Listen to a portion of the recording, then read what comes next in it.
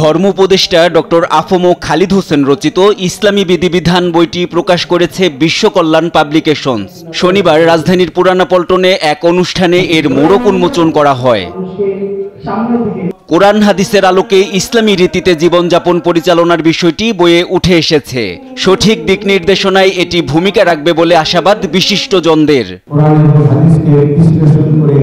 সব সমস্যার সমাধান দেওয়া আছে ঠিকই, কিন্তু বের করা আমাদের মতো অভিভাবকের পক্ষে সম্ভব হয় না অনেক সময়।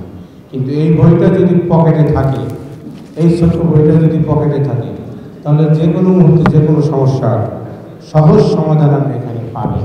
আপনি ঈমান বলেন, আপনার আকায়েদ বলেন, আপনার মুআমালাত বলেন, আপনার ব্যক্তিগত জীবন বলেন, পারিবারিক জীবন বলেন, সামাজিক জীবন বলেন, ইন্টারন্যাশনাল আন্তর্জাতিক জীবন বলেন, আপনার ইকোনমি বলেন, জাকাত বলেন, এভরিথিং এই বইয়ের ভিতরে সুন্দর করে একটা রেফারেন্স সহ এবং রেফারেন্সের নাম্বার সহ উল্লেখ করা হয়েছে, যেটা আমি বলবো একটা অন্যতম এবং একমাত্র বই এইভাবে এইরকম করে সুন্দর করে সাবজেক্ট বলা যায়।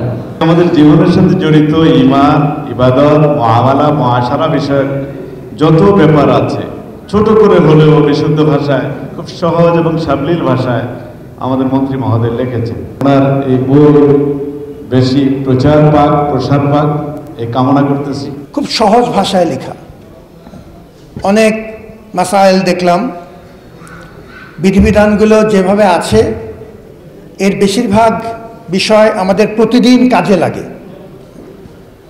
এরকম একটি টপিক কোনো সময়ই একটি খণ্ডে এক্সস্টিভলি কভার করা যায় না। ইট ক্যানট বি এক্সস্টিভ।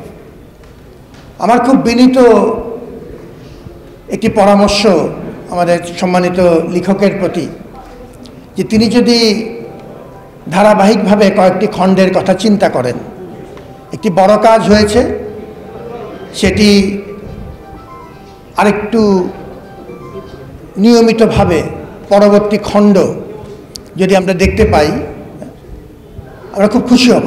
মুসলিমদের নিত্য নৈমিত্তিক জীবনের সমস্যার সমাধান নিয়েই এ বই, জানান মুক্তিযুদ্ধ বিষয়ক উপদেষ্টা ফারুক-ই আজম।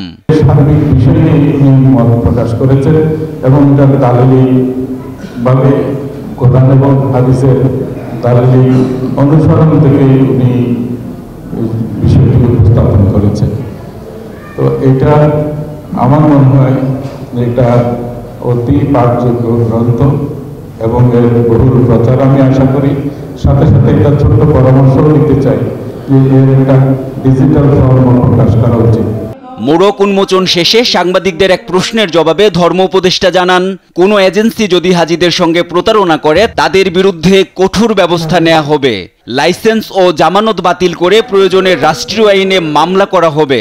ফিক্স করে দিয়েছি 1,67,000 টাকা। ফলে বিমান অথবা সৌদি এয়ারলাইন্স অথবা ফ্লাইনাস এর চাইতে বেশি ভাড়া দাবি করার সুযোগ নাই। কাঙ্ক্ষিত সেবা কোনো এজেন্সি দিতে ব্যর্থ হয়, তাহলে আমরা তাদের শুনানি করব। স্পেসিফিক অভিযোগ যদি কেউ আমাদের মন্ত্রণালয়ে করে, আমরা তদন্ত করব, আত্মপক্ষ সমর্থনের সুযোগ দেব।